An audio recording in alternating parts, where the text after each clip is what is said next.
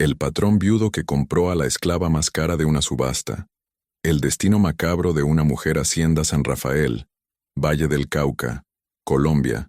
Octubre de 1892. La niebla descendía cada tarde sobre la Hacienda San Rafael como un sudario gris, envolviéndolo todo en un silencio húmedo que parecía tragarse hasta los sonidos más cotidianos. Era octubre de 1892, y las montañas del Valle del Cauca se teñían de un verde oscuro bajo las lluvias constantes que convertían los caminos en ríos de lodo.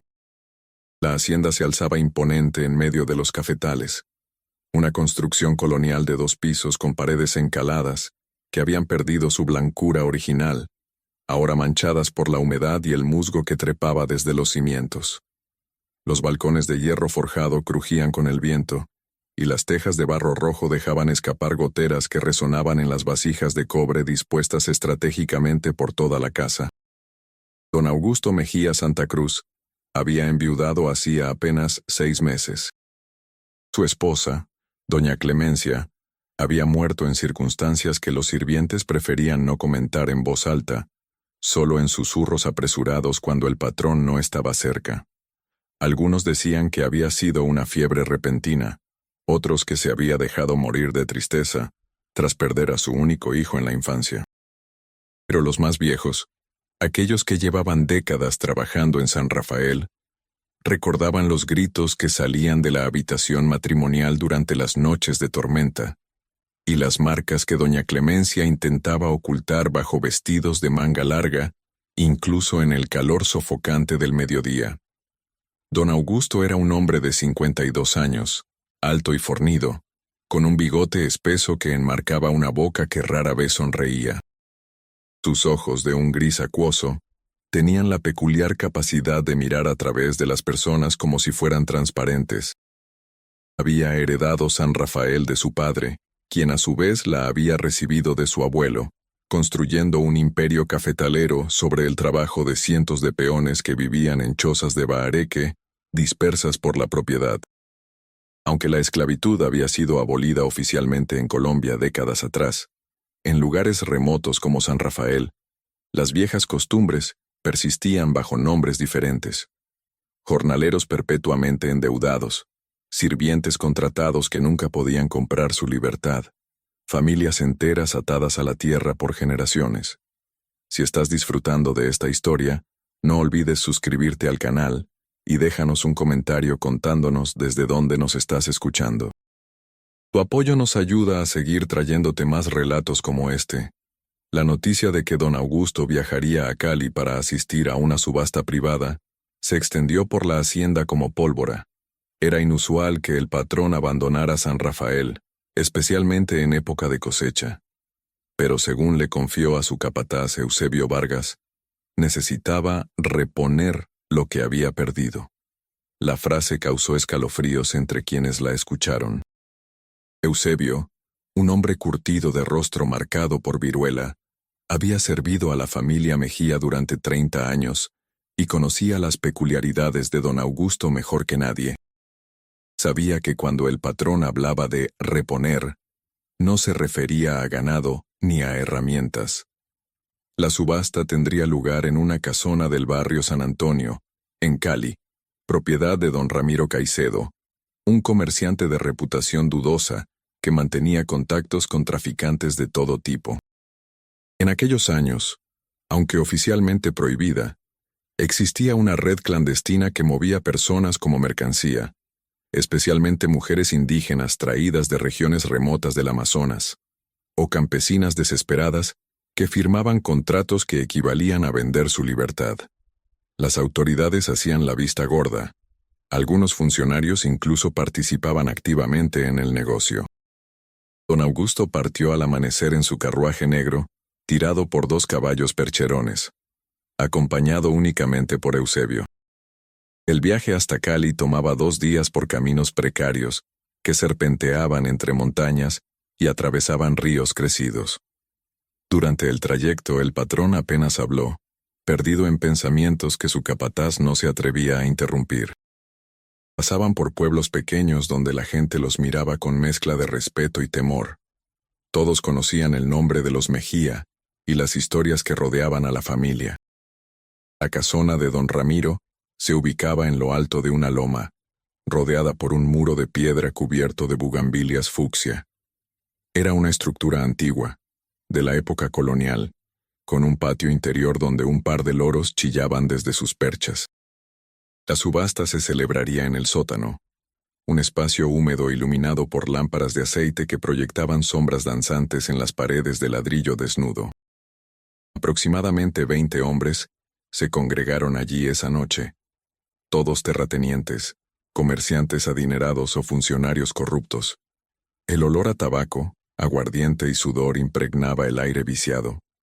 Don Ramiro era un hombre obeso de unos 60 años, con la cara enrojecida por años de excesos. Saludó a don Augusto con una familiaridad que éste apenas correspondió, manteniéndose distante y frío como siempre. «Tenemos mercancía excepcional esta noche, don Augusto», dijo Caicedo con una sonrisa que dejaba ver dientes amarillentos. «Algo que definitivamente le interesará, considerando su reciente pérdida. Mis condolencias, por cierto». Don Augusto asintió sin palabras, tomando asiento en una de las sillas de madera dispuestas frente a una tarima improvisada. Eusebio se quedó de pie detrás de él, como una sombra silenciosa. La subasta comenzó con varios lotes. Mujeres jóvenes traídas de diferentes regiones, algunas apenas adolescentes, todas con la mirada perdida de quien ha sido arrancado de su vida anterior.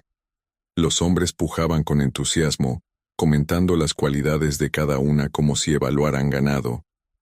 Don Augusto observaba sin participar, esperando.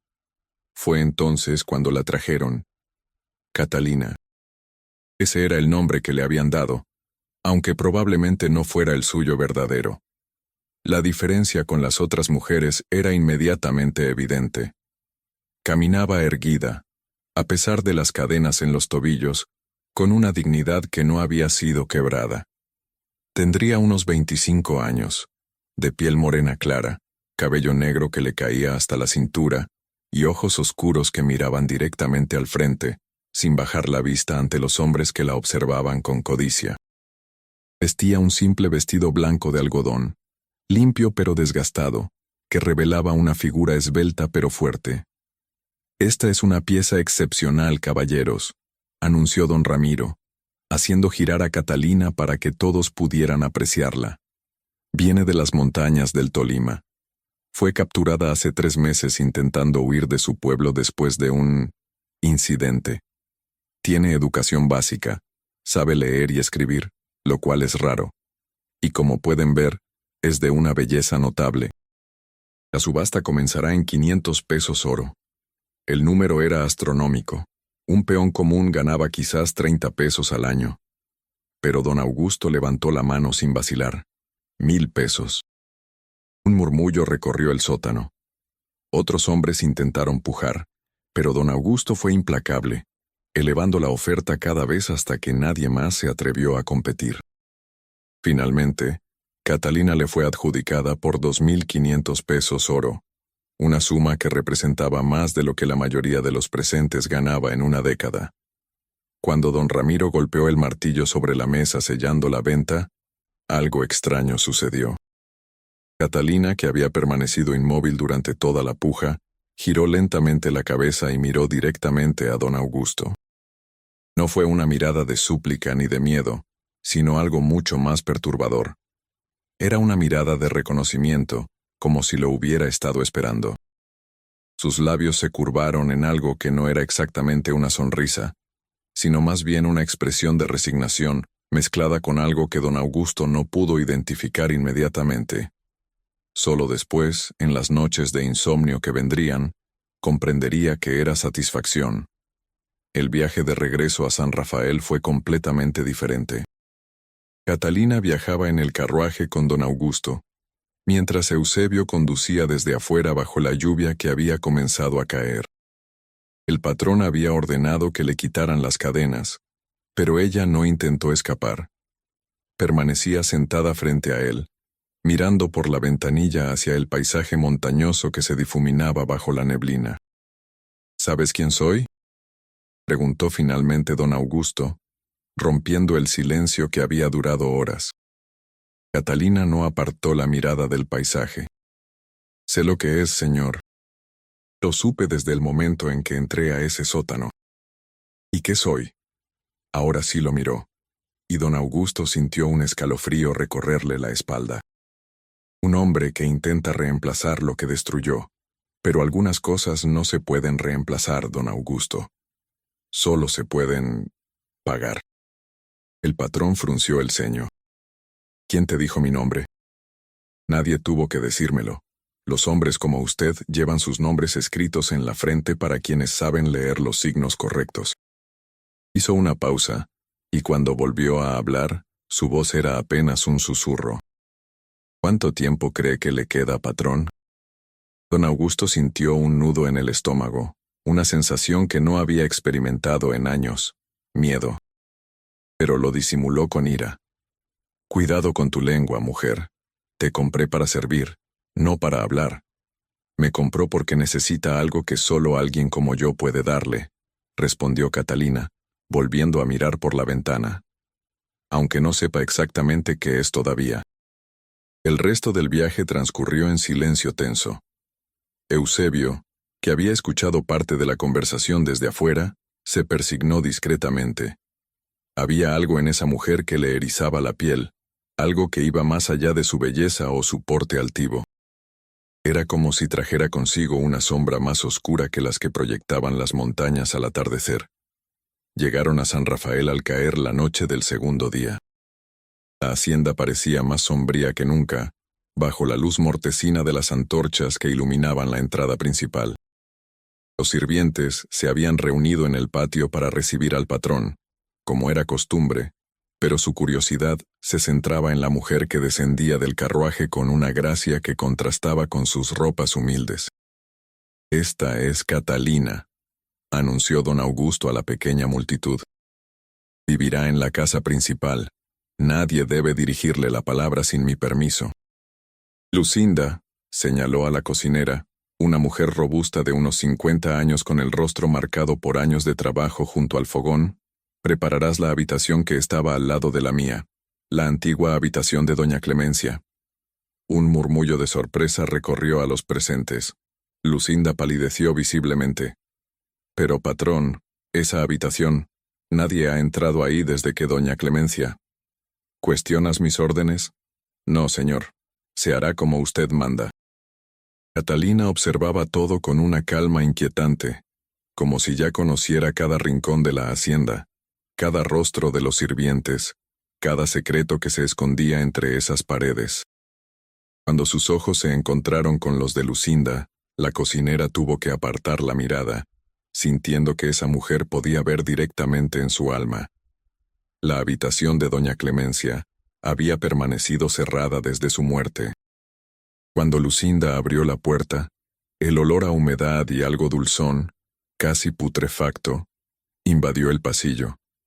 Los muebles estaban cubiertos con sábanas blancas que parecían fantasmas en la penumbra. La cama de dosel todavía tenía las mismas sábanas en las que doña Clemencia había exhalado su último aliento, ahora manchadas y rígidas. «Hay que limpiar todo esto», ordenó don Augusto. «Quiero que para mañana esté impecable». Las sirvientas trabajaron toda la noche, murmurando oraciones mientras lavaban, barrían y ventilaban. Ninguna quería estar allí. Todas recordaban los rumores sobre la muerte de la difunta señora. Se decía que en sus últimos días había empezado a hablar sola, a reír sin motivo, a arañar las paredes dejando marcas que todavía se podían ver bajo la nueva capa de cal. También estaban las manchas en el piso de madera, cerca de la ventana, que ningún jabón podía eliminar completamente.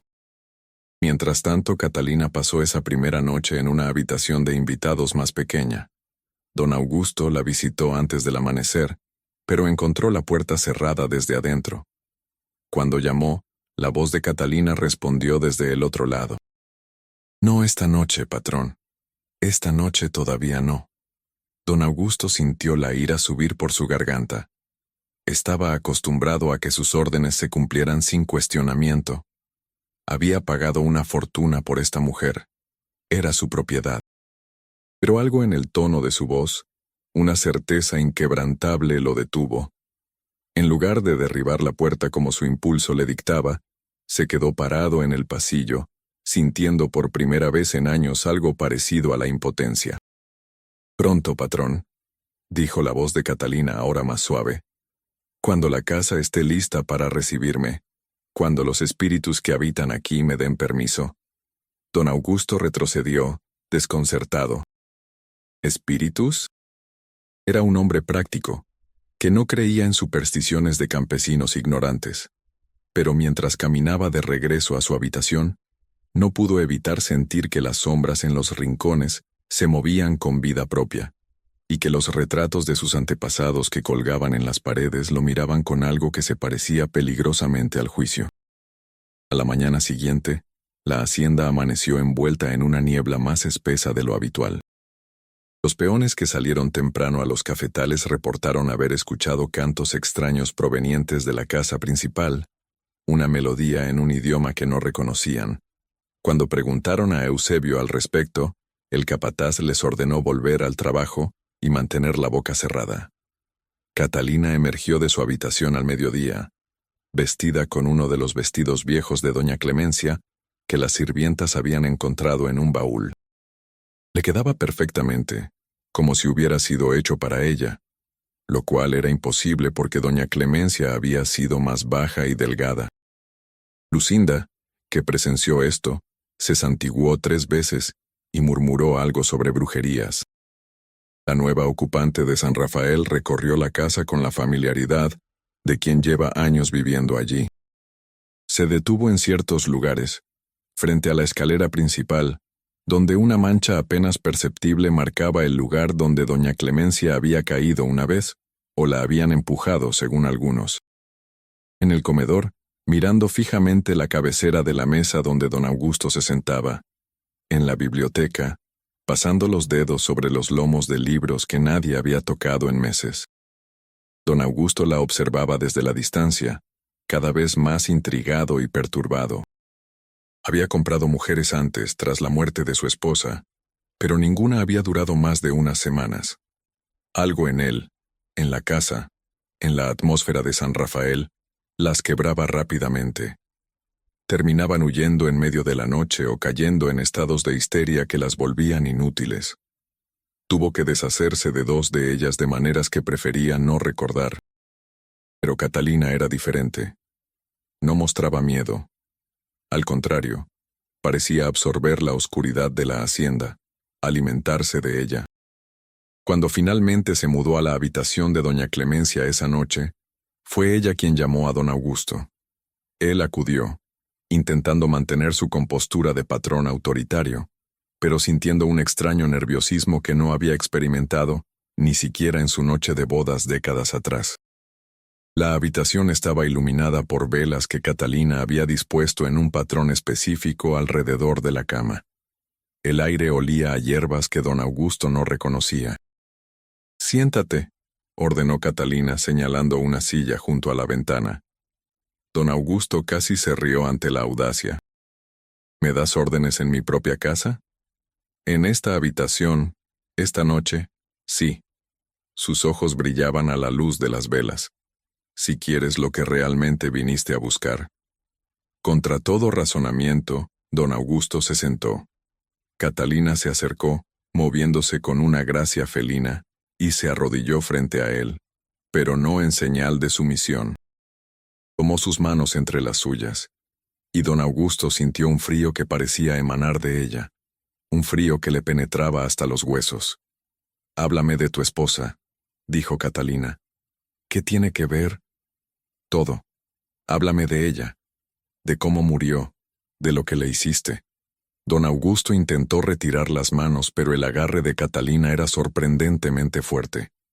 «No le hice nada. Fue una fiebre». «Mentira». La palabra cayó como una sentencia. «Los muertos hablan, don Augusto. Y esta casa está llena de muertos que tienen mucho que decir». Algo en la voz de Catalina hizo que las defensas de don Augusto se resquebrajaran. Quizás fue la soledad de 6 meses, Quizás el peso de secretos que había cargado solo durante tanto tiempo, o quizás algo más oscuro.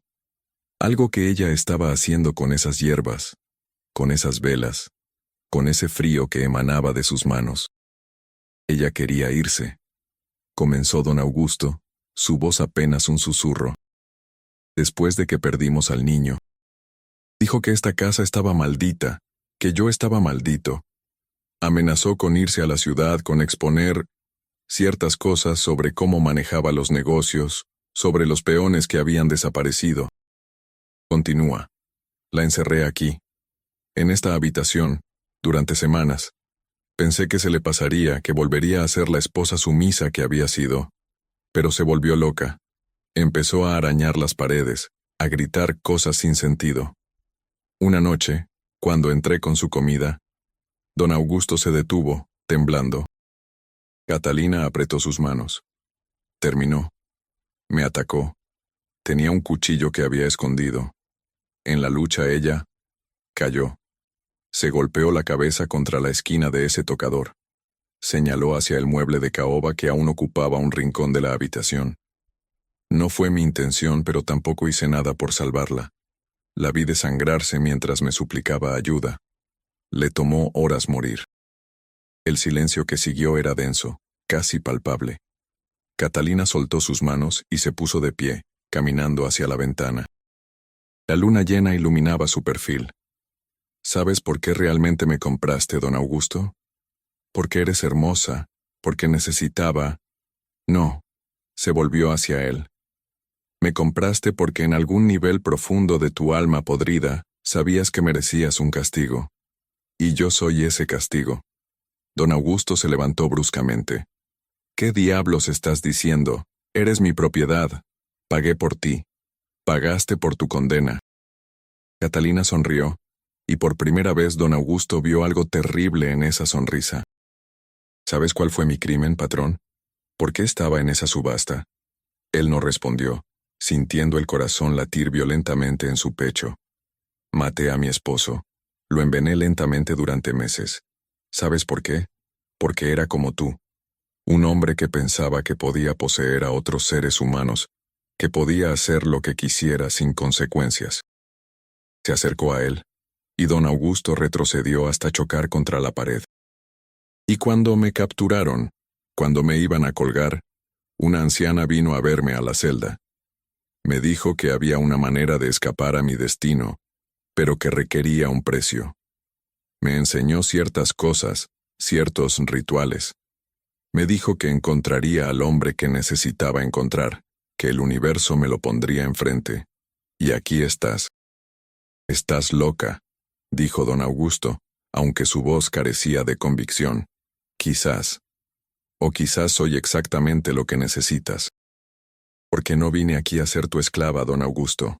Vine a liberarte. ¿Liberarme? De tu culpa, de tu miedo, de tu vida. Catalina extendió la mano hacia él. ¿Cuántas noches has dormido sin soñar con ella? ¿Cuántas veces has escuchado sus pasos en este pasillo? ¿Cuántas veces has visto su sombra en el espejo? Don Augusto no respondió porque la respuesta era obvia. Cada noche. Cada maldita noche desde que Clemencia había muerto. Puedo hacer que pare, susurró Catalina. Puedo darte paz, pero tiene un precio. ¿Qué precio? Tu confesión completa, cada pecado, cada crimen, cada alma que has destrozado en tu camino hacia el poder. Y después, bueno, después veremos. Don Augusto debería haber salido de esa habitación. Debería haber llamado a Eusebio para que sacara a esta mujer de su casa. Debería haber hecho muchas cosas. Pero el peso de años de culpa, de secretos, de noches sin dormir, era demasiado. Necesitaba confesarse. Necesitaba expulsar el veneno que llevaba dentro. Y así, en esa habitación iluminada por velas, con la luna como único testigo, don Augusto Mejía Santa Cruz comenzó a hablar. Le contó a Catalina sobre los peones que había mandado matar cuando intentaron organizar una revuelta, sobre las mujeres que había tomado por la fuerza y luego desaparecido cuando quedaron embarazadas, sobre los negocios turbios con otros terratenientes para mantener a las familias campesinas perpetuamente endeudadas, sobre sobornos a funcionarios, sobre un incendio que había ordenado en un pueblo vecino cuando se negaron a venderle sus tierras. Habló durante horas mientras Catalina escuchaba sin juzgar, sin interrumpir, simplemente absorbiendo cada palabra como una esponja. Y con cada confesión, don Augusto sentía algo salir de él, un peso que se aligeraba. Pero no se daba cuenta de que con cada palabra, Catalina crecía más fuerte, más sólida, más real, mientras él se volvía más pálido, más translúcido, más etéreo.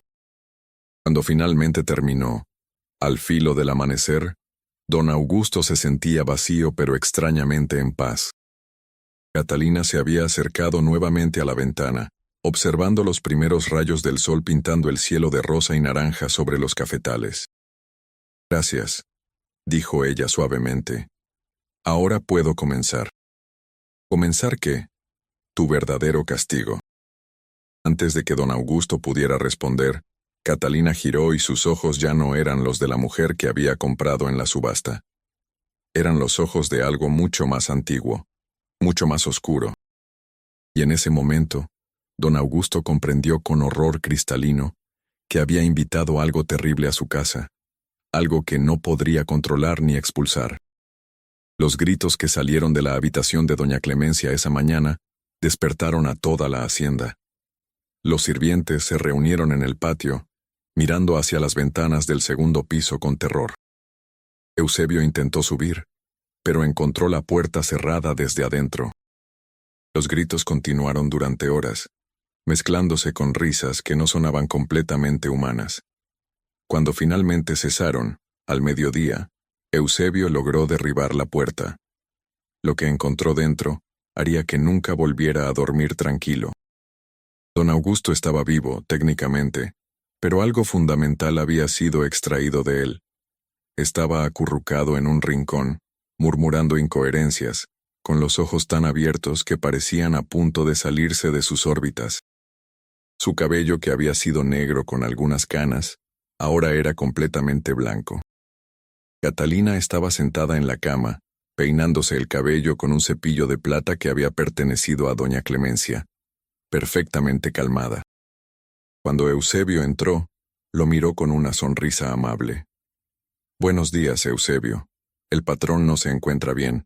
Ha decidido que yo me haré cargo de la administración de San Rafael a partir de ahora. Espero contar con tu cooperación». El capataz miró al hombre destrozado en el rincón, luego a la mujer en la cama, y sintió que el mundo tal como lo conocía había terminado. Pero también sintió algo más, una extraña sensación de justicia, como si el universo finalmente hubiera equilibrado una balanza que había estado desequilibrada durante demasiado tiempo. «Sí, señora», respondió, sin saber muy bien por qué estaba aceptando, solo sabiendo que no tenía otra opción. Así comenzó el verdadero reinado de Catalina sobre la hacienda San Rafael, y el lento descenso de don Augusto Mejía Santa Cruz hacia un infierno muy personal y muy merecido. Pero esa era solo la primera etapa de una pesadilla que consumiría a todos los que habitaban esas tierras, una por una, hasta que no quedara nada más que cenizas y recuerdos de lo que una vez fue un imperio construido sobre sangre y sufrimiento. Los siguientes días fueron de una extraña calma en San Rafael. Catalina asumió el control de la hacienda con una eficiencia que sorprendió a todos. Conocía los libros de cuentas sin haberlos leído. Sabía los nombres de los peones sin haberlos conocido. Comprendía los ciclos de cultivo del café como si hubiera nacido en esos campos.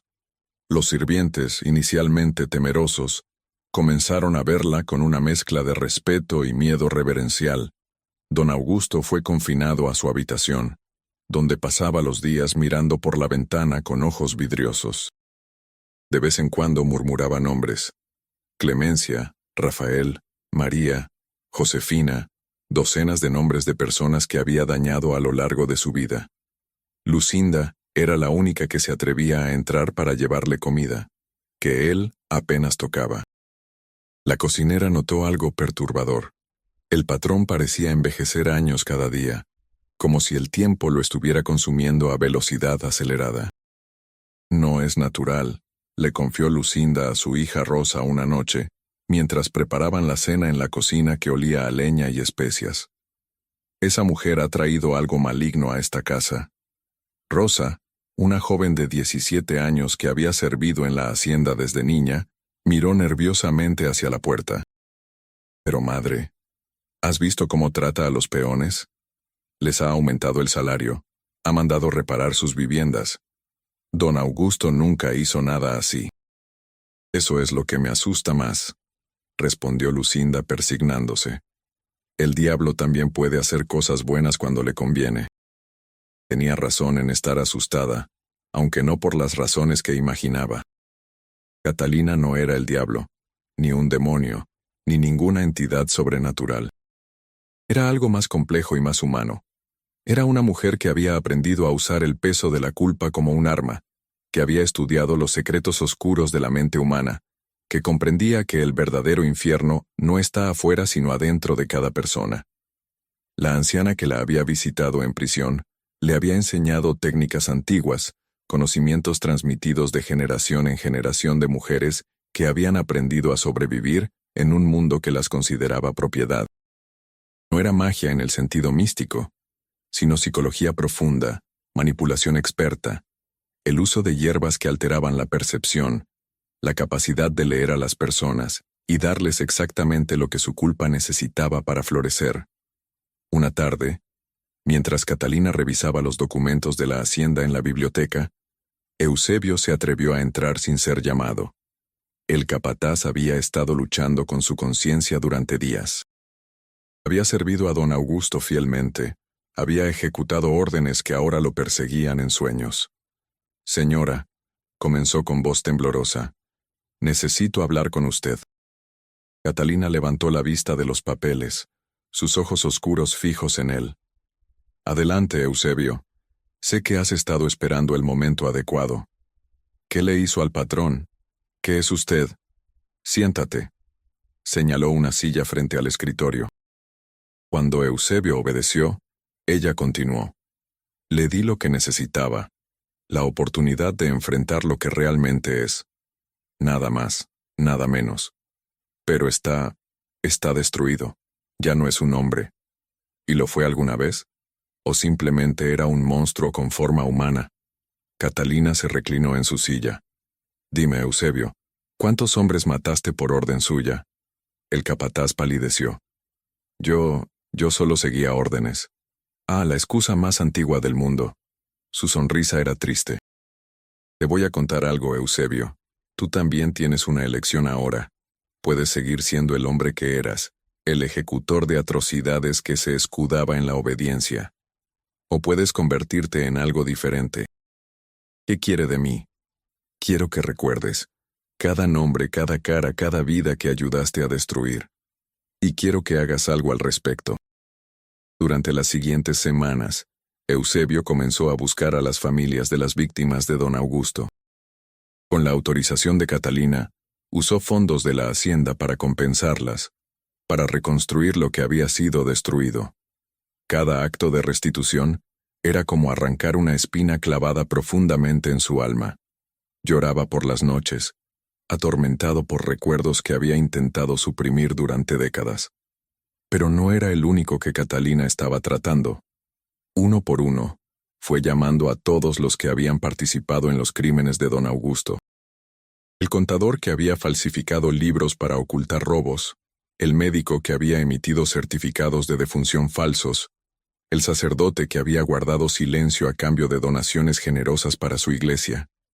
A cada uno le ofreció lo mismo, la oportunidad de confesar y reparar, o vivir con el peso creciente de su culpa hasta que los consumiera como estaba consumiendo a don Augusto. Algunos aceptaron, buscando redención genuina.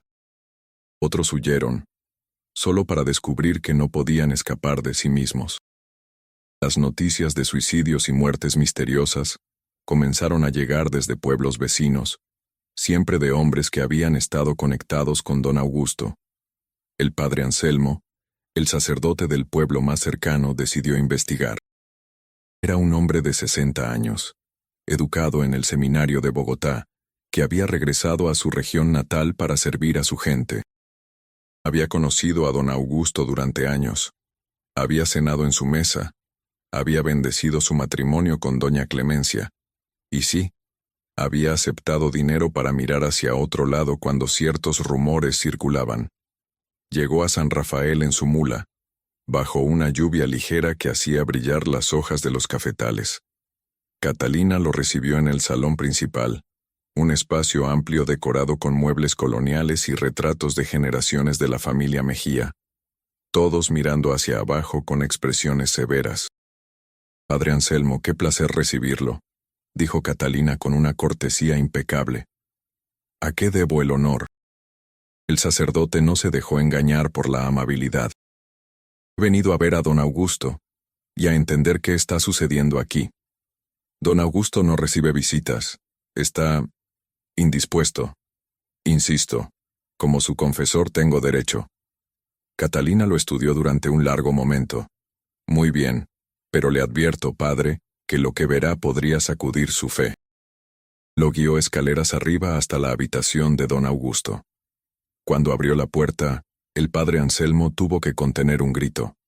El hombre que había conocido, robusto y autoritario, ahora era poco más que un esqueleto viviente. Su piel colgaba en pliegues, sus ojos hundidos miraban al vacío, y de su boca salía un murmullo constante de nombres y súplicas de perdón. «Dios mío», susurró el sacerdote, acercándose a la cama. «¿Qué le ha hecho?» «Nada que él no se haya hecho a sí mismo», respondió Catalina desde la puerta. «Solo le di un espejo para que viera su verdadera alma». El padre Anselmo se volvió hacia ella con ira. «Esto es obra del demonio. Debería exorcizarla, llamar a las autoridades, las mismas autoridades que don Augusto sobornaba, los mismos oficiales que hacían la vista gorda mientras mataba y robaba». Catalina se acercó, y su presencia parecía llenar la habitación. «Usted también es culpable, padre». «Usted sabía». Y eligió el silencio. El sacerdote retrocedió, tropezando con una silla. Yo no sabía todo. Sabía suficiente. El dinero para el nuevo techo de su iglesia, ¿de dónde cree que vino? De la sangre de campesinos que don Augusto esclavizó y mató. Las velas de su altar fueron compradas con monedas manchadas de sangre, y usted lo bendecía cada domingo, predicaba sobre el perdón mientras permitía que continuara el horror.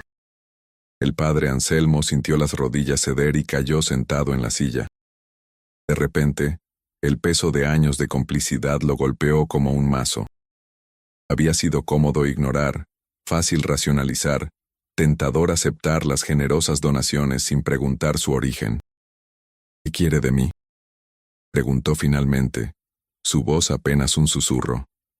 «Lo mismo que de todos, verdad, restitución, redención, si es posible».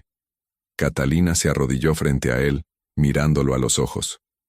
«Usted tiene poder en esta comunidad, padre. La gente lo escucha. Puede usar ese poder para sanar, para revelar la verdad, para ayudar a las víctimas de don Augusto a encontrar justicia. Si hago eso, destruiré mi propia reputación. La iglesia. Su reputación ya está destruida, padre. Solo que aún no lo sabe. Puede elegir ser recordado como el sacerdote que finalmente hizo lo correcto, o como el que protegió a un monstruo hasta el final. La elección es suya». El padre Anselmo miró nuevamente a don Augusto, ese cascarón vacío de hombre que murmuraba confesiones al vacío. Vio su propio futuro en esos ojos hundidos, vio lo que se convertiría si continuaba por el camino del silencio. Y por primera vez en décadas, sintió algo parecido a una verdadera vocación religiosa, un llamado genuino a servir a la verdad en lugar de a la conveniencia. «Haré lo que pueda», dijo finalmente, «pero necesito saber, ¿qué es usted realmente? ¿Es un instrumento de Dios o del diablo?» Catalina sonrió tristemente. «¿Por qué tiene que ser uno u otro, padre? Quizás soy simplemente un ser humano que aprendió que el verdadero castigo no viene de arriba ni de abajo, sino de adentro. Quizás soy la respuesta a las oraciones de todas las víctimas de don Augusto, que clamaron por justicia y nunca la recibieron. El sacerdote se fue de San Rafael esa tarde con la mente en tumulto. Durante las siguientes semanas, comenzó a investigar discretamente, hablando con familias que habían perdido seres queridos, revisando registros de la parroquia, conectando puntos que había ignorado deliberadamente durante años. Lo que descubrió era peor de lo que había imaginado. Don Augusto no era simplemente un terrateniente cruel, sino el centro de una red de explotación y violencia que se extendía por toda la región. Mientras tanto, en San Rafael, las cosas comenzaron a cambiar visiblemente. Los peones, que antes trabajaban en silencio temeroso, ahora hablaban abiertamente de sus experiencias. Catalina los escuchaba a todos, tomaba notas, documentaba cada crimen, cada injusticia. No era venganza lo que buscaba, sino algo más profundo. Un reconocimiento completo de la verdad, sin importar cuán dolorosa fuera. Una noche, Rosa, la hija de Lucinda, tocó a la puerta de Catalina. La joven había estado observando todo con curiosidad creciente, admirando la fortaleza de esta mujer que había llegado como esclava y ahora comandaba la hacienda con autoridad indiscutible. «Adelante, Rosa», dijo Catalina sin levantarse de su escritorio, donde estaba escribiendo cartas. La joven entró tímidamente. «¿Cómo supo que era yo?» «Tu paso es diferente al de tu madre. Más ligero, más vacilante». Catalina dejó la pluma y sonrió. «¿Qué necesitas, niña?» «Quiero aprender. Lo que usted hace, cómo lo hace. Quiero ser como usted». Catalina estudió a la joven con atención. Vio en ella algo familiar. La chispa de alguien que ha visto demasiado, que ha absorbido el dolor del mundo y busca una manera de transformarlo. ¿Sabes lo que implica? ¿El precio que se paga? No tengo miedo. Deberías. Esto que hago, este camino que elegí, no conduce a la felicidad. Conduce a la verdad, sí, a cierto tipo de justicia, pero también a una soledad profunda. Una vez que empiezas a ver realmente a las personas, a comprender las profundidades de lo que son capaces, nunca vuelves a dormir completamente en paz. Rosa se sentó sin ser invitada. Mi padre era uno de los peones de don Augusto. Lo mataron cuando yo tenía 5 años. Dijeron que fue un accidente en el cafetal, pero mi madre me contó la verdad cuando crecí. Se había atrevido a pedir un salario justo. Eusebio lo golpeó hasta matarlo por orden del patrón. El silencio que siguió era denso. Catalina sintió una conexión inmediata con esta joven. Ella también había perdido, había sufrido, había sido convertida en víctima por hombres que se creían dioses. «Entonces entiendes», dijo finalmente Catalina. «Entiendes que esto no es magia ni brujería, aunque algunos lo llamen así. Es simplemente el peso acumulado de la verdad, usado como herramienta para forzar a las personas a enfrentar lo que realmente son». Durante las siguientes semanas, Rosa se convirtió en aprendiz y confidente de Catalina. Aprendió sobre hierbas que alteraban la percepción, sobre técnicas de interrogatorio que hacían que las personas revelaran sus secretos más profundos, sobre cómo leer el lenguaje corporal y detectar mentiras. Pero más importante, aprendió sobre empatía, cómo comprender el dolor de otros sin ser consumida por él, cómo usar ese entendimiento para sanar en lugar de destruir. Don Augusto continuó deteriorándose. Los médicos que Catalina permitió ver dijeron que era un caso sin precedentes. Su cuerpo se estaba apagando sin ninguna causa física identificable. Pero quienes pasaban tiempo con él sabían la verdad. Se estaba muriendo de culpa, consumido desde adentro por el peso de sus propios crímenes. Una noche particularmente oscura, cuando la luna estaba oculta por nubes espesas y la lluvia golpeaba las ventanas como dedos impacientes, don Augusto finalmente logró articular palabras coherentes. Llamó a Catalina con una voz quebrada que apenas se escuchaba sobre el sonido de la tormenta. Ella acudió, encontrándolo más esquelético que nunca. sus ojos brillando con una lucidez febril que había estado ausente durante semanas. «Vas a matarme», dijo, no como acusación, sino como declaración de hecho. «No», respondió Catalina sentándose en la silla junto a su cama. «Te estás matando tú mismo. Yo solo te di el espejo». «Por favor». Una lágrima rodó por su mejilla hundida. «Ya no puedo más. Los veo a todos. Cada noche. Clemencia, los peones, las mujeres. Todos me rodean, me miran, me acusan. No son fantasmas, Augusto. Es tu conciencia finalmente despertando después de años dormida. Entonces hazlo terminar. Tienes venenos, lo sé. Dale uno y acabemos con esto». Catalina se inclinó hacia adelante. «¿Quieres morir? ¿Eso crees que resolverá algo? ¿Qué más hay? He perdido todo. Mi salud, mi mente, mi hacienda, incluso mi alma, si es que alguna vez tuve una. Hay algo más. Hay reparación». Catalina tomó su mano huesuda. «Puedes morir como el monstruo que fuiste, o puedes usar lo que te queda de vida para intentar arreglar aunque sea una fracción del daño que causaste. La elección siempre fue tuya, Augusto. Siempre». Durante las siguientes semanas algo extraordinario sucedió. Don Augusto, guiado por Catalina y con la ayuda de Eusebio, comenzó a hacer reparaciones concretas. Firmó documentos transfiriendo tierras a familias que habían sido despojadas. Estableció un fondo para los hijos de los peones que había matado. Dictó una confesión completa de sus crímenes, que el padre Anselmo registró meticulosamente. No fue una redención completa. El daño causado durante décadas no podía deshacerse en semanas. Pero fue un comienzo, un reconocimiento de la humanidad de sus víctimas que nunca antes había existido. Y con cada acto de restitución, don Augusto parecía recuperar un poco de su humanidad perdida, aunque su cuerpo continuaba deteriorándose. El padre Anselmo, mientras tanto, había compilado un dossier completo de los crímenes de don Augusto y de otros terratenientes de la región. Enfrentó una decisión terrible. Revelarlo significaría exponer su propia complicidad, destruir su posición en la iglesia, posiblemente enfrentar consecuencias legales. Pero guardar silencio significaría traicionar todo lo que se suponía que representaba. Una mañana, mientras celebraba misa en su pequeña iglesia de piedra que olía a incienso y velas derretidas, el padre Anselmo tomó su decisión. En medio del sermón, con la congregación mirándolo expectante, comenzó a hablar sobre la verdad, sobre la complicidad, sobre su propio papel en permitir que el mal floreciera. Las palabras fluyeron como un río represado finalmente liberado. Habló de don Augusto, de los otros terratenientes, de los funcionarios corruptos, de los negocios turbios. Y habló de sí mismo, de cómo había aceptado dinero manchado de sangre, de cómo había guardado silencio cuando debería haber denunciado, de cómo había fallado en su deber sagrado de proteger a los más vulnerables.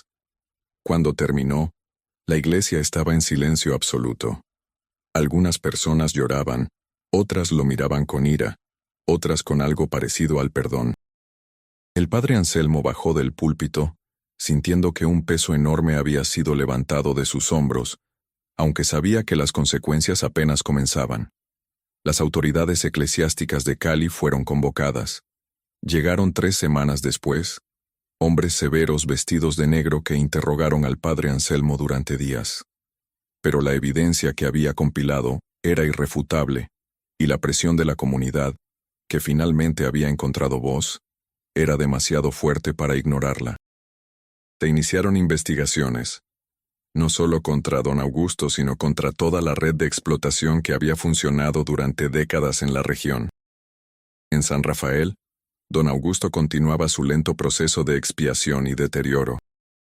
Una tarde, mientras la luz dorada del atardecer se filtraba por las cortinas de su habitación, pidió ver a Catalina por última vez. Ella acudió, acompañada por Rosa, quien ahora era su sombra constante. «Voy a morir pronto», dijo don Augusto sin preámbulo. Su voz era apenas un susurro ronco. «Puedo sentirlo. El cuerpo finalmente se rinde. Sí, confirmó Catalina. No había sentido en mentirle ahora. ¿Crees que hay algo después? ¿Algún tipo de juicio? Catalina consideró la pregunta cuidadosamente. No lo sé, Augusto.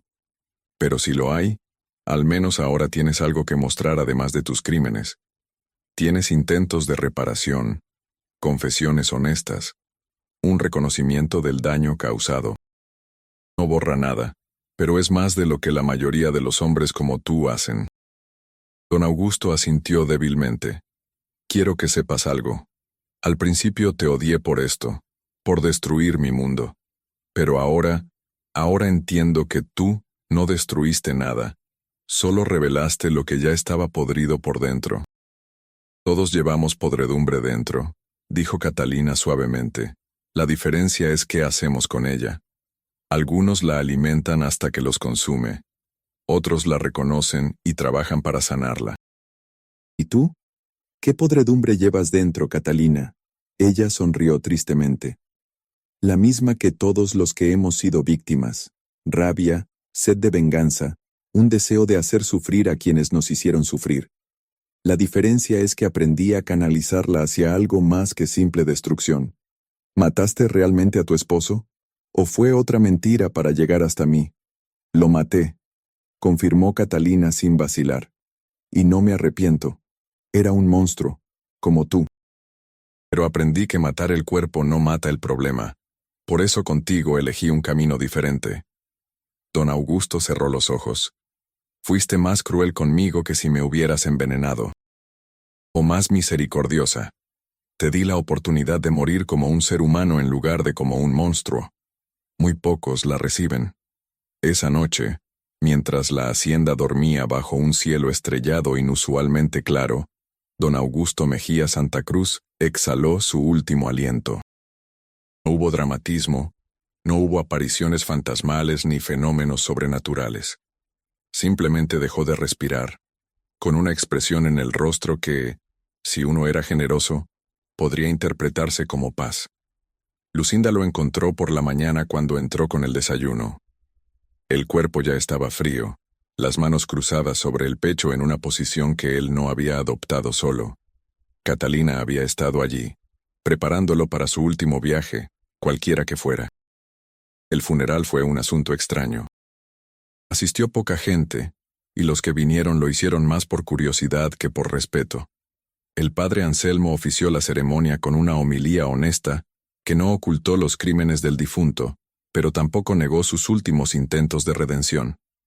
Fue enterrado en el cementerio familiar de la hacienda, junto a Clemencia y el hijo que habían perdido tantos años atrás. Después del funeral, cuando todos se habían ido y la tierra fresca aún cubría la tumba, Catalina se quedó sola en el cementerio. Rosa había querido acompañarla, pero Catalina necesitaba este momento a solas. «No sé si puedes oírme, Augusto», dijo en voz baja. «Pero quiero que sepas que esto no fue venganza, fue justicia, del tipo más humano y complicado. Espero que donde sea que estés, hayas encontrado algún tipo de paz, y espero que las personas a quienes dañaste también la encuentren». Se volvió para irse, pero entonces notó algo. Una figura observándola desde el borde del cementerio. Era una mujer mayor, vestida de negro con un rostro surcado por arrugas profundas. Catalina la reconoció inmediatamente. Era la anciana que la había visitado en prisión, la que le había enseñado las técnicas que había usado con don Augusto. Se acercó lentamente y las dos mujeres se miraron durante un largo momento. «Lo hiciste bien», dijo finalmente la anciana, su voz áspera pero cálida. «Mejor de lo que esperaba». «¿Qué era todo esto realmente?», preguntó Catalina. «¿Quién eres tú? ¿Por qué me elegiste?». La anciana sonrió, revelando dientes amarillentos. «Soy simplemente alguien que lleva haciendo esto durante mucho tiempo. Identifico a mujeres como tú. Mujeres que han sufrido pero que no han permitido que el sufrimiento las destruya completamente. Les enseño, las guío, y luego las dejo hacer su trabajo. Hay otras, muchas, en toda Colombia, en todo el continente.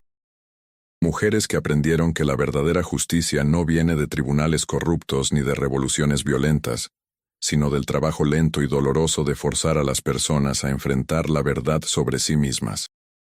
Catalina asintió lentamente. ¿Y ahora qué? Ahora continúas. San Rafael es tuya legalmente. Don Augusto firmó todos los documentos necesarios. Úsala para sanar, para ayudar a quienes él dañó. Y cuando encuentres a otra como Rosa, alguien con el potencial y la voluntad, enséñale como yo te enseñé a ti. ¿Y tú? Yo seguiré mi camino. Hay muchos más Augustos en el mundo, y no suficientes Catalinas. La anciana se volvió para irse, pero se detuvo. Una advertencia, niña. No te pierdas en esto. Es fácil convertirse en el monstruo que combates cuando usas sus propias armas. Recuerda siempre tu humanidad, tu capacidad de compasión.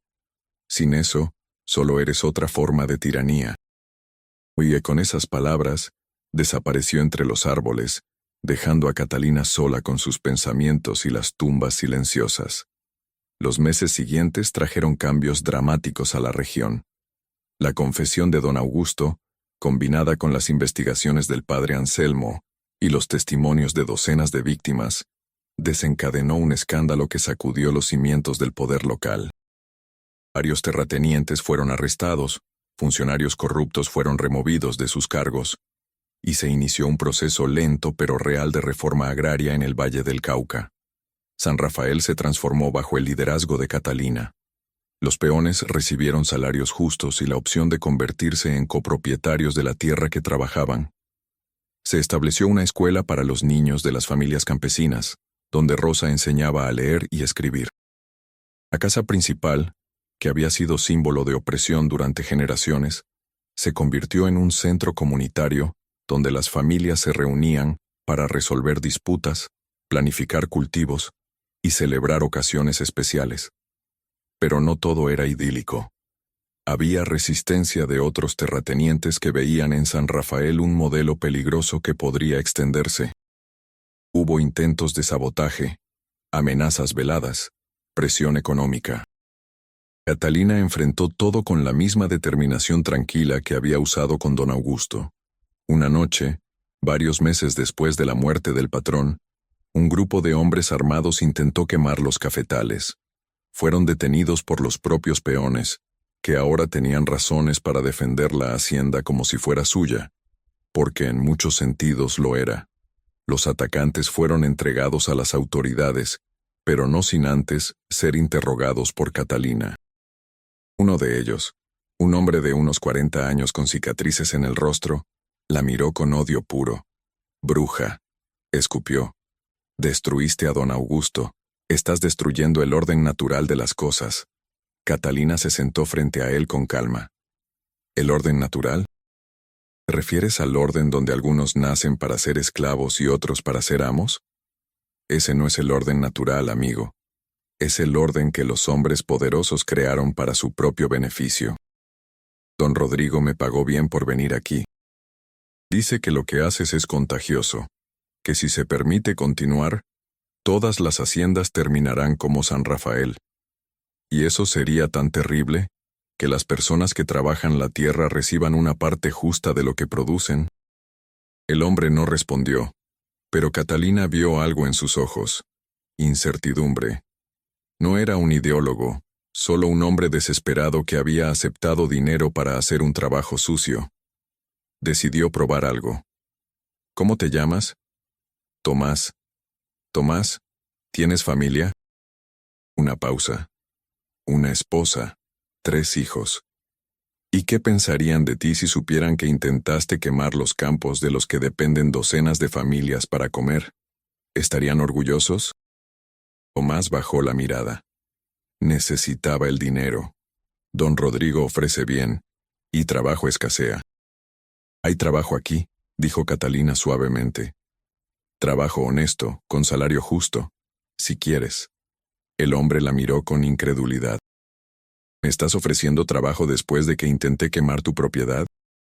Te estoy ofreciendo una opción diferente al camino que estás tomando. La elección es tuya, como siempre lo es. Tomás terminó aceptando, y con el tiempo se convirtió en uno de los trabajadores más dedicados de San Rafael. Su historia se extendió, y otros hombres que habían sido contratados para causar problemas comenzaron a desertar, algunos incluso revelando quién los había enviado. El padre Anselmo, mientras tanto, enfrentaba sus propias consecuencias.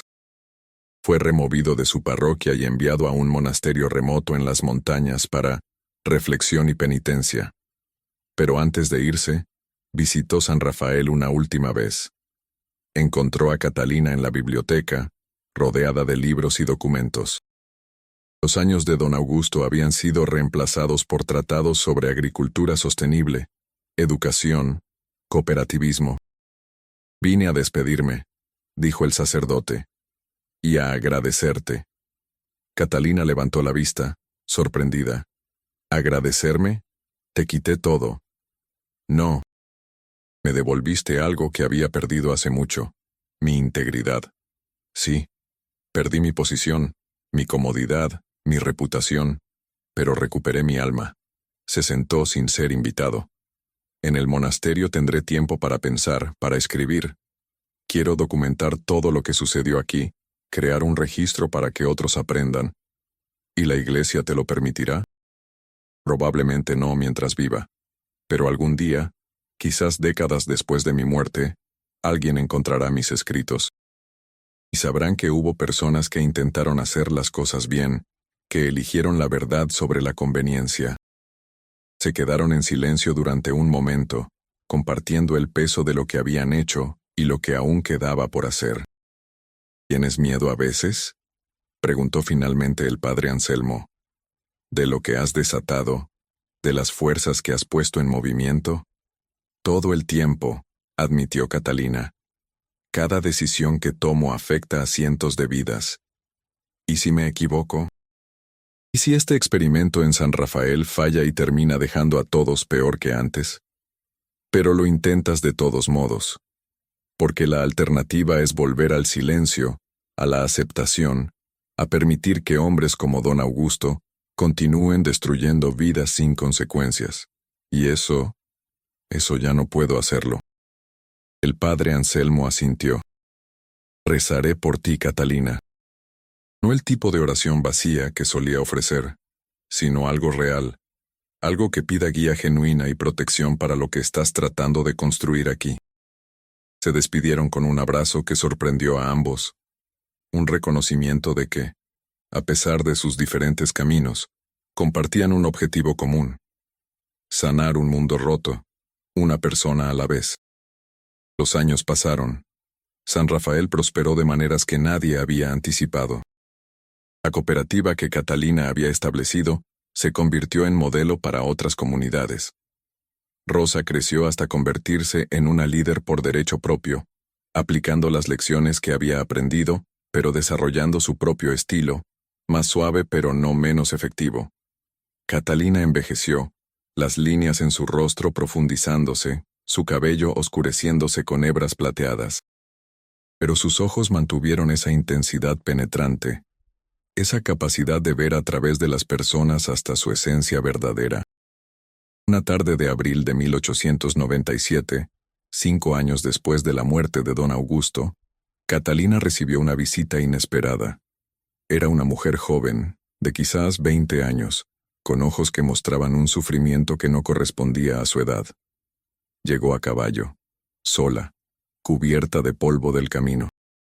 «¿Es usted Catalina?», preguntó cuando Catalina salió a recibirla. «Sí». «¿Y tú eres?». «Me llamo Esperanza. Vengo de Antioquia. Una anciana me dijo que viniera aquí, que usted podría enseñarme ciertas cosas».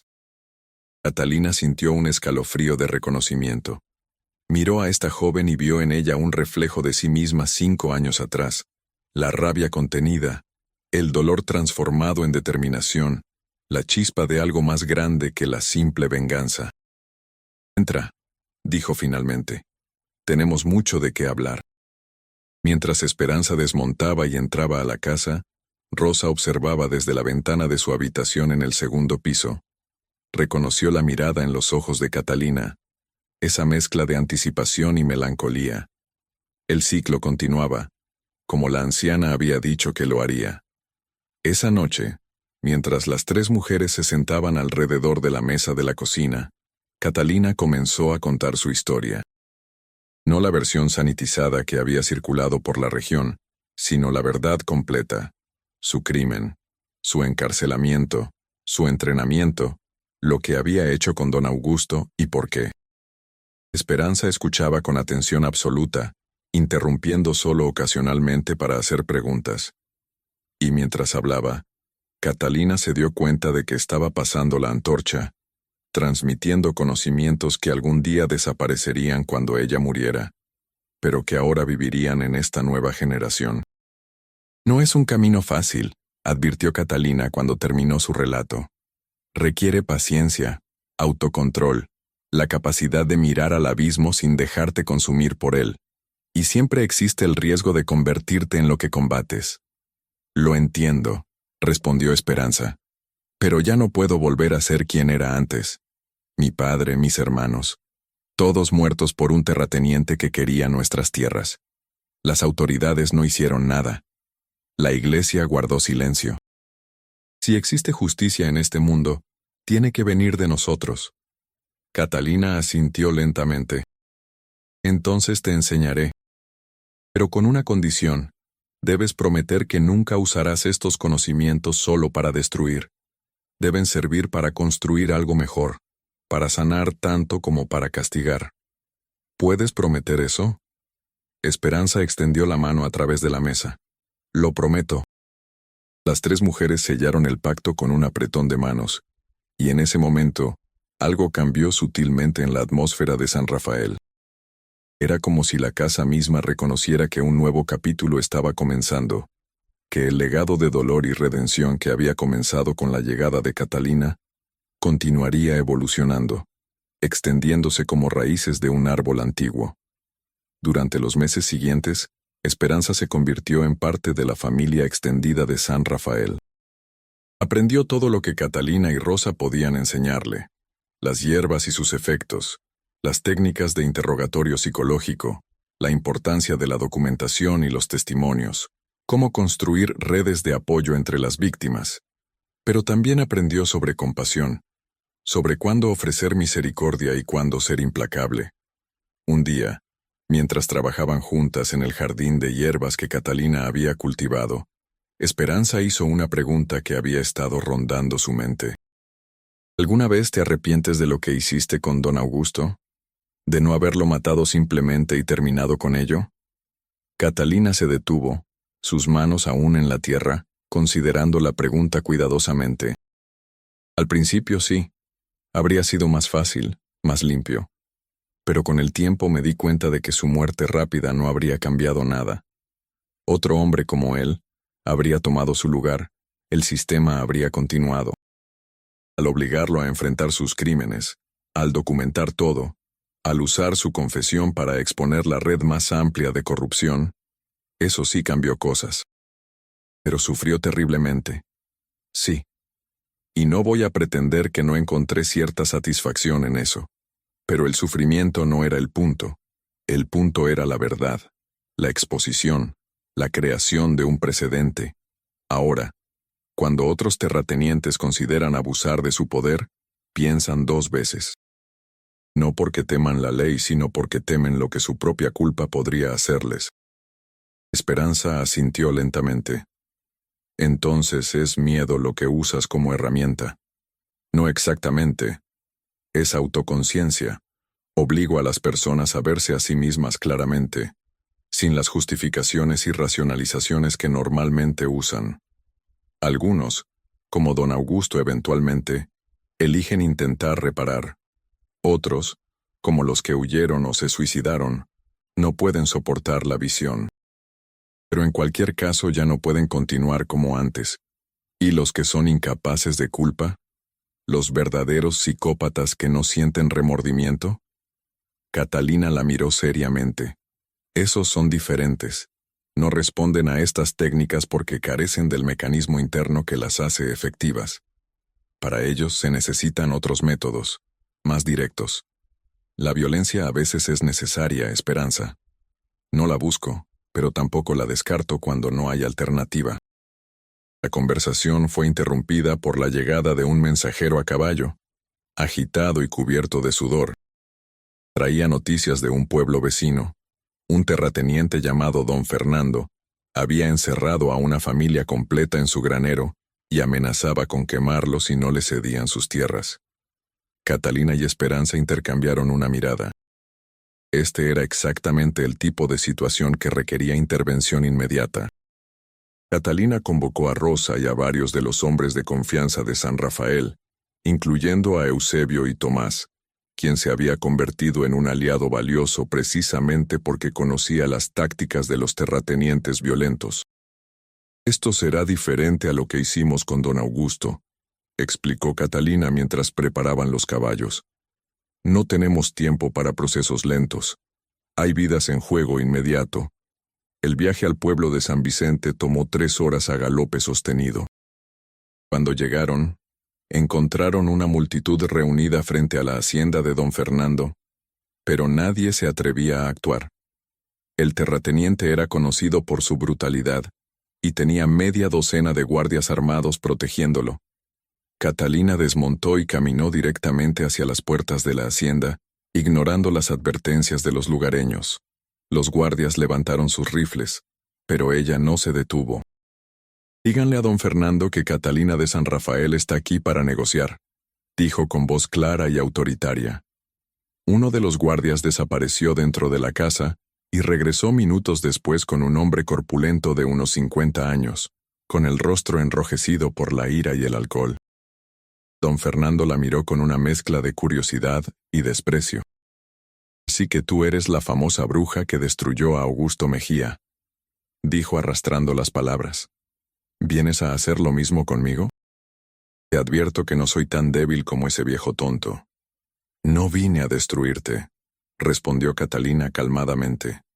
«Vine a ofrecerte una salida antes de que esto se convierta en algo de lo que no puedas regresar». Don Fernando soltó una carcajada. «¿Una salida? Esa familia me debe dinero. Les ofrecí un trato justo por sus tierras y se negaron. Ahora aprenderán las consecuencias de desafiarme. ¿Y las consecuencias para ti? ¿Has pensado en esas?» Catalina dio un paso más cerca. «Mata a esa familia, y no solo tendrás a las autoridades tras de ti, tendrás a cada campesino de la región buscando venganza. La época de los terratenientes omnipotentes está terminando, Fernando. Puedes adaptarte o puedes caer». «Me amenazas en mi propia propiedad, mujer. Debería hacer que mis hombres te disparen aquí mismo. Podrías intentarlo». La voz de Catalina era hielo puro. «Pero antes de que lo hagas, mira a tu alrededor. Cuenta cuántas personas han venido conmigo, cuántas más están reunidas aquí, y pregúntate si realmente quieres iniciar una guerra que no puedes ganar». Don Fernando miró más allá de Catalina, y por primera vez pareció notar la cantidad de gente que se había congregado. No solo los que habían venido de San Rafael, sino lugareños que habían emergido de sus casas, campesinos que habían dejado sus campos, todos mirando, todos esperando. «Además», continuó Catalina, «tengo aquí documentos muy interesantes sobre tus negocios, contratos falsificados, registros de sobornos, testimonios de familias que vendieron sus tierras bajo amenaza. Un amigo mío, un sacerdote con conexiones en Bogotá, estaría muy interesado en revisarlos, a menos que lleguemos a un acuerdo». Era un farol parcial. Catalina tenía alguna información, pero no tanto como implicaba. Pero su tono absolutamente seguro hizo que don Fernando vacilara. Había escuchado las historias sobre cómo don Augusto había terminado, sobre las investigaciones que habían destruido a otros terratenientes de la región. «¿Qué tipo de acuerdo?», preguntó finalmente, su voz perdiendo algo de su arrogancia. «Liberas a la familia, les devuelves sus documentos de propiedad, y en el futuro, si tienes disputas legítimas, las resuelves a través de canales apropiados, no con violencia. Y a cambio, lo que sé sobre ti se queda entre nosotros. Por ahora». Catalina se acercó hasta que estuvo a solo 1 metro de él, lo suficientemente cerca para que solo él escuchara sus próximas palabras. Pero te estaré observando, Fernando, y si vuelves a las viejas costumbres, si lastimas a otra familia, vendré por ti, y lo que le hice a don Augusto parecerá misericordioso en comparación. Vio el miedo cruzar los ojos del terrateniente, ese reconocimiento primitivo de haber encontrado a alguien más peligroso que él. Don Fernando dio un paso atrás. Está bien, masculló. Que liberen a los Morales. Pero esto no termina aquí, bruja. Algún día tú y yo nos veremos de nuevo, terminó Catalina. Y espero por tu bien, que para entonces hayas aprendido a ser un mejor hombre. La familia Morales fue liberada, asustada pero ilesa. Don Fernando, humillado públicamente, se retiró a su casa mientras la multitud celebraba, pero Catalina no se unió a la celebración. Sabía que esto era solo una victoria temporal, que hombres como don Fernando no cambiaban realmente, solo se escondían mejor. ¿Crees que cumplirá?, preguntó Esperanza mientras cabalgaban de regreso a San Rafael bajo el cielo estrellado.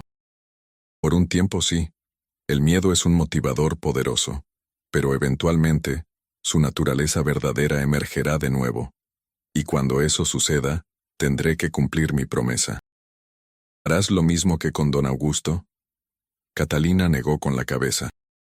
Don Augusto tenía una conciencia, enterrada profundamente pero presente. Por eso las técnicas psicológicas funcionaron. Don Fernando es diferente. Es un bruto, un hombre movido solo por poder y gratificación inmediata. Si tengo que enfrentarlo de nuevo, será de una manera más definitiva. Esperanza absorbió esto en silencio. Estaba aprendiendo que la justicia no era un concepto simple o uniforme. Requería adaptarse a cada situación, a cada persona, encontrar el método apropiado para cada tipo de maldad. Los meses se convirtieron en años. San Rafael continuó prosperando, convirtiéndose en un faro de esperanza en una región donde la desesperación había sido la norma. Otras comunidades comenzaron a adoptar el modelo cooperativo, aunque con diversos grados de éxito. El cambio era lento, dolorosamente lento, pero era real. Catalina envejecía visiblemente. El trabajo de años estaba cobrando su precio, no en su determinación sino en su cuerpo. A veces, por las noches, sentía dolores en las articulaciones que le recordaban que no era inmortal, que su tiempo también era limitado. Una tarde de septiembre de 1899, 7 años después de su llegada a San Rafael, recibió noticias que sabía que llegarían eventualmente. Don Fernando había vuelto a sus viejas costumbres. Había golpeado a un campesino hasta dejarlo inconsciente por una supuesta falta de respeto, y estaba amenazando con expulsar a varias familias de tierras que codiciaba. Catalina convocó a Rosa y Esperanza. Las 3 mujeres se sentaron en la biblioteca que había sido el dominio de don Augusto, rodeadas de los fantasmas del pasado y las decisiones del presente. «Tengo que ir», dijo Catalina simplemente. «Iremos contigo», respondió Rosa inmediatamente. «No. Esta vez debo ir sola. Lo que tengo que hacer, no quiero que lo vean, no quiero que carguen con eso». Esperanza protestó. «Nos has enseñado a enfrentar las cosas difíciles, a no apartar la mirada, ¿y ahora nos excluyes? Esto es diferente». La voz de Catalina era firme pero gentil. «Don Fernando no responderá a la razón ni a la manipulación psicológica. Es un animal rabioso, y la única manera humana de tratar con él es eliminarlo antes de que cause más daño. Pero esa carga es mía para llevar». «Has matado antes», señaló Rosa, «a tu esposo». «Sí. Y viví con esa culpa incluso sabiendo que era necesario. No quiero que ustedes carguen con el mismo peso. Tienen que permanecer puras, buenas, capaces de continuar este trabajo sin la mancha de lo que yo voy a hacer». Pasó los siguientes días preparándose. Escribió cartas, organizó documentos, aseguró que San Rafael continuaría funcionando sin ella en caso de que no regresara. También preparó algo más. una pequeña botella de líquido claro que había destilado de plantas que crecían en las partes más sombrías del jardín. La noche antes de partir, la anciana apareció de nuevo, emergiendo de las sombras como siempre hacía. Catalina no se sorprendió. En algún nivel había estado esperándola. «¿Sabes lo que estás a punto de hacer?», dijo la anciana. No como pregunta, sino como afirmación. «Sí. ¿Y entiendes que una vez que cruces esta línea, no hay regreso? ¿Que te convertirás en aquello contra lo que has luchado?» Catalina consideró esto cuidadosamente. No. Hay una diferencia entre matar por poder o placer y eliminar una amenaza que no puede ser neutralizada de otra manera. Don Fernando ha tenido todas las oportunidades de cambiar. Las rechazó todas. Ya no es cuestión de justicia o redención. Es simplemente protección de los inocentes. La anciana asintió lentamente. Quizás. O quizás es una racionalización. Solo el tiempo dirá. Hizo una pausa. Pero vine a decirte algo importante. Tu trabajo aquí casi ha terminado, Catalina. Has hecho más de lo que esperaba. Has entrenado a 2 mujeres excelentes que continuarán el legado. Has creado un modelo que otros pueden seguir. Has expuesto la corrupción y comenzado procesos de cambio real. ¿Entonces debería dejar vivir a don Fernando? ¿Darle otra oportunidad? No. Él eligió su destino hace mucho tiempo, pero después de esto, deberías considerar retirarte. Dejar que Rosa y Esperanza lleven la antorcha. Encontrar algo de paz en los años que te quedan. ¿Paz? Catalina rió amargamente.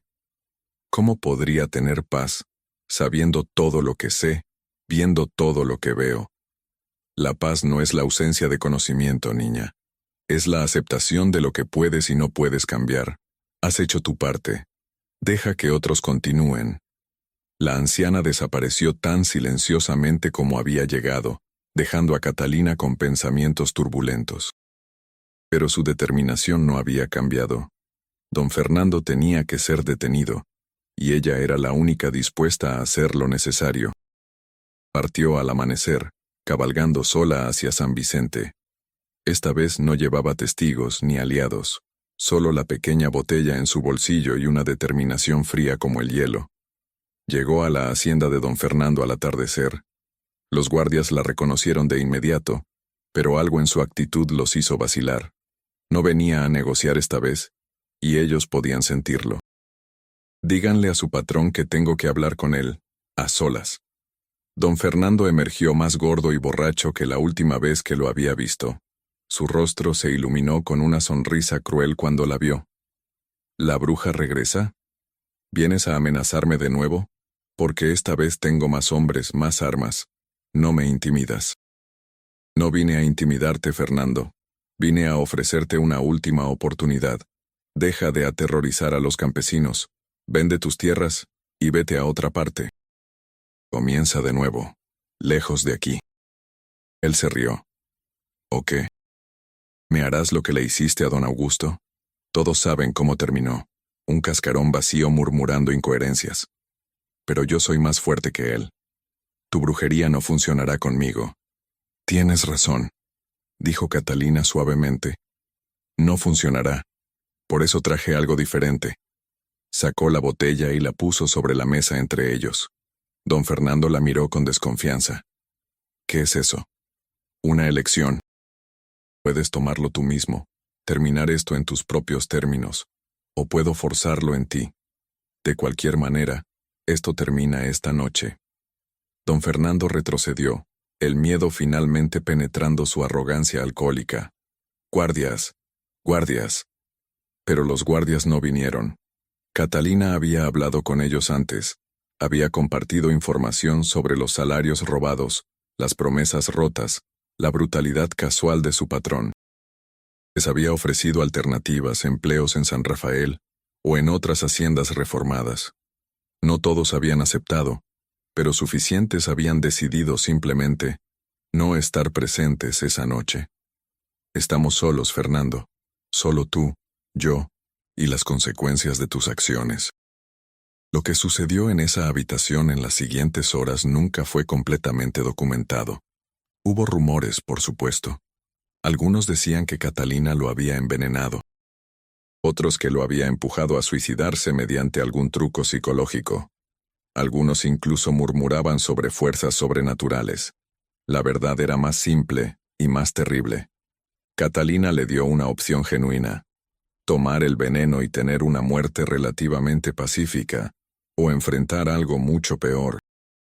Ella había traído documentos que probarían todos sus crímenes, testimonios que lo llevarían a prisión donde hombres a quienes había dañado estarían esperándolo. La muerte en prisión sería lenta, brutal, humillante. Don Fernando, confrontado con la evidencia irrefutable de lo que era, y las consecuencias que finalmente lo habían alcanzado, tomó la botella con manos temblorosas. No por valentía, sino por cobardía, por miedo a enfrentar la justicia terrenal. «Diles que fue tu corazón», dijo Catalina mientras él bebía. «Nadie cuestionará que un hombre de tu tamaño y hábitos finalmente sucumbió a un ataque cardíaco». Don Fernando colapsó minutos después, sus ojos acusadores fijos en ella hasta el final. Catalina permaneció con él, testigo de lo que había hecho, negándose a apartar la mirada de las consecuencias de su propia acción. Cuando estuvo segura de que había muerto, llamó a los pocos sirvientes que quedaban en la casa. Les mostró los documentos que había preparado, un testamento que don Fernando supuestamente había firmado días antes, dejando sus tierras a ser distribuidas entre las familias campesinas que las trabajaban. Era una falsificación, por supuesto, pero una que resistiría el escrutinio legal dado el conocimiento que tenía de abogados corruptos en la región. Regresó a San Rafael antes del amanecer, su alma más pesada de lo que había estado en años. Rosa y Esperanza la esperaban, viendo en su rostro la verdad de lo que había hecho. «Está muerto», dijo simplemente. Las dos mujeres más jóvenes no hicieron preguntas. Simplemente la abrazaron, ofreciendo consuelo silencioso por una carga que entendían sin necesidad de palabras. Los siguientes días fueron un borrón. Catalina se encerró en su habitación, la misma que había sido de doña Clemencia, enfrentando los fantasmas de sus propias acciones. Había matado antes, sí, pero entonces había sido joven, actuando por dolor y rabia. Esta vez había sido calculado, frío, una ejecución en todo menos en el nombre. Rosa finalmente la sacó de su aislamiento, entrando sin llamar y plantándose frente a ella con una determinación que recordaba a la propia Catalina. «Ya basta», dijo firmemente. «Hiciste lo que tenías que hacer. Don Fernando había lastimado a docenas de familias y habría continuado si hubiera vivido. No eres un monstruo por detenerlo». «¿No?» La voz de Catalina era hueca. «¿En qué soy diferente a don Augusto o a don Fernando? Ellos también racionalizaban sus acciones, se convencían a sí mismos de que estaban justificados. La diferencia es que tú agonizas por esto, que cuestionas cada decisión, que intentas reparar en lugar de solo destruir». Rosa se arrodilló frente a ella. «Y la diferencia es que no vas a hacer esto de nuevo. Lo sé, porque te conozco». Tenía razón. Catalina sabía, en algún nivel profundo, que había cruzado una línea que no volvería a cruzar.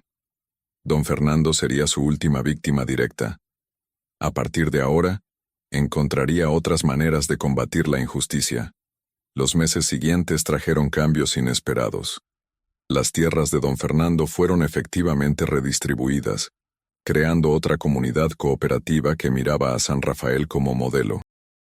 El padre Anselmo, que había completado su penitencia en el monasterio, regresó a la región para ayudar a documentar y legitimar estas nuevas estructuras sociales. Y Catalina, fiel a su decisión, comenzó a retirarse gradualmente de la línea del frente. Pasó más tiempo enseñando que actuando, más tiempo escribiendo que confrontando. Sus manos, que habían sostenido veneno y documentos falsos, ahora sostenían plumas y libros, registrando todo para generaciones futuras. Una tarde tranquila de marzo de 1902, 10 años después de su llegada a San Rafael, Catalina estaba sentada en el porche de la casa principal, mirando los cafetales que se extendían hasta las montañas distantes. Rosa dirigía una reunión de la cooperativa en el comedor, su voz clara y autoritaria llegando a través de las ventanas abiertas. Esperanza había partido hacía meses para establecer un proyecto similar en Antioquia, llevando consigo las lecciones aprendidas pero forjando su propio camino. Lucinda, ahora encorvada por la edad pero todavía activa, salió con una taza de té de hierbas. Para los dolores, dijo, dejándola en la mesa junto a Catalina. Gracias, Lucinda. Catalina tomó la taza con manos que temblaban ligeramente. ¿Puedo preguntarte algo? Por supuesto, señora. Cuando llegué aquí por primera vez me tenías miedo. Me llamabas bruja. Pensabas que había traído maldad a esta casa. ¿Aún lo crees?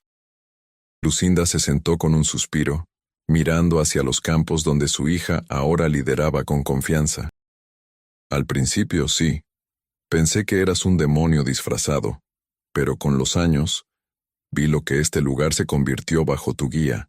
Vi a mi Rosa florecer en lugar de marchitarse como las mujeres de mi generación. Vi a hombres que habían sido quebrados recuperar su dignidad. Hizo una pausa, eligiendo sus palabras cuidadosamente. No sé si lo que hiciste fue brujería o no, pero sé que trajiste algo que esta tierra necesitaba desesperadamente. Consecuencias para los poderosos y esperanza para los débiles. Si eso te hace una bruja, entonces quizás necesitamos más brujas en el mundo. Catalina sonrió, sintiendo una calidez en el pecho que había estado ausente desde la muerte de don Fernando. Sabia respuesta, Lucinda. La anciana criada se levantó para regresar a la cocina, pero se detuvo. ¿Puedo decir algo más, señora? Siempre. Perdónate. Sé que cargas con peso que nadie más puede ver, pero has hecho más bien que mal, y eso cuenta para algo. Tiene que contar. Después de que Lucinda se fue, Catalina permaneció en el porche mientras el sol se ponía, pintando el cielo de naranjas y púrpuras. Pensó en todos los que habían pasado por su vida en estos años extraordinarios. Don Augusto, el padre Anselmo, Eusebio, don Fernando, la anciana misteriosa, y docenas más cuyas vidas había tocado de una forma u otra. ¿Había hecho lo correcto? La pregunta no tenía respuesta simple. Había causado dolor, sí, pero también había sanado. Había matado, sí, pero también había salvado.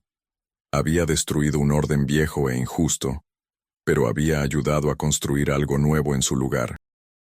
El legado final de Catalina no sería juzgado por ella misma, sino por las generaciones que vendrían después, por las Rosa y Esperanzas del mundo, que tomarían las herramientas que les había dado y las usarían para construir un mundo ligeramente mejor, ligeramente más justo.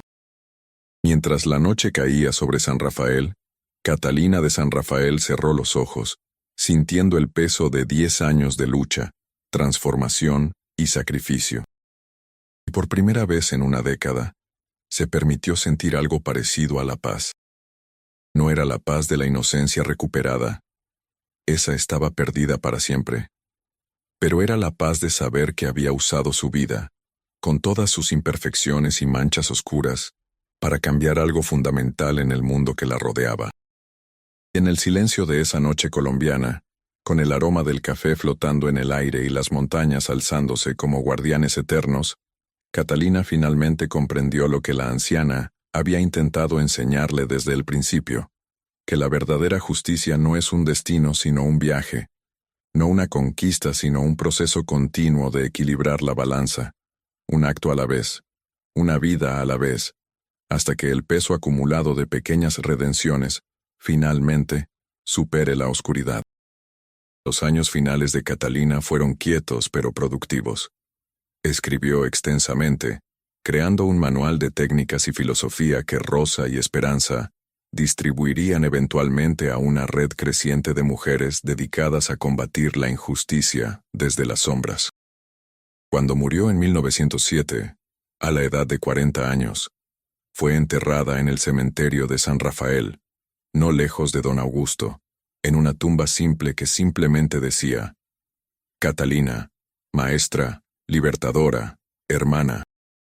Pero su verdadero legado no estaba en la tumba, sino en las vidas que había tocado, en las estructuras que había ayudado a crear, en las mujeres que continuaron su trabajo mucho después de que su cuerpo regresara a la tierra. San Rafael prosperó durante décadas, un testimonio viviente de que el cambio, aunque doloroso y complicado, era posible. Y en noches oscuras, cuando la injusticia parecía demasiado grande para combatir, las mujeres de la red que Catalina había iniciado se recordaban unas a otras su historia. Una esclava comprada en una subasta que se convirtió en la liberadora de cientos, una víctima que transformó su dolor en poder, una mujer humana y defectuosa que, a pesar de todo, hizo una diferencia. Esa era la verdadera lección de Catalina de San Rafael, que no necesita ser perfecta para ser poderosa, no necesitas ser santa para ser justa, y no necesitas estar libre de oscuridad para traer luz al mundo. Solo necesitas elegir, una y otra vez, usar lo que tienes para dejar el mundo ligeramente mejor de como lo encontraste. Y en esa verdad simple pero profunda, residía la semilla de una revolución que continuaría creciendo, ramificándose, extendiéndose a través de generaciones, mucho después de que todos los nombres y rostros de esta historia hubieran sido olvidados. Porque al final, el verdadero horror no era los fantasmas ni los demonios ni las brujas. El verdadero horror era, y siempre había sido, lo que los seres humanos eran capaces de hacerse unos a otros cuando no había consecuencias. Y la verdadera esperanza era que a veces en raros y preciosos momentos, también eran capaces de algo mejor.